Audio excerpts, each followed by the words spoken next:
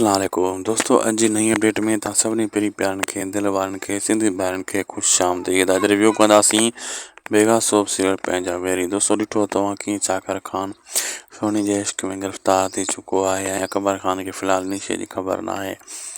ॿई हिक ॿिए खे मिलण जा ख़्वाब ॾिसंदा, हिक ॿिए सां निकाह करण जा ख़्वाब ॾिसंदा ऐं इहो ड्रामो जीअं जीअं हाणे एपिसोड अॻिते वधंदा तीअं तीअं मथो कंदो वेंदो। चाकर खान इन में परेशानी में अञा अॻिते जेको आहे वधी वेंदो सोनी जे इश्क में अहिड़े हिसाब सां ऐं हेॾा सूरत बि परेशान आहे जिन खे छा मसइलो आहे। बहरहाल ड्रामो जीअं जीअं अॻिते वधे थो ज़बरदस्त थिए थो। पुरा एक्टर जेका सिको पियो फिरी गिरी पादर खाईंदो, लेकिन जल्दी अहिड़ी ठाह थियण वारो कोन आहे। अचण वारे एपिसोडनि में इहा सीन तव्हांखे ॾिसण वटां मिलंदा। अगरि मुंहिंजी अपडेट सुठी लॻे त लाइक शेयर सब्सक्राइब ज़रूरु कंदा।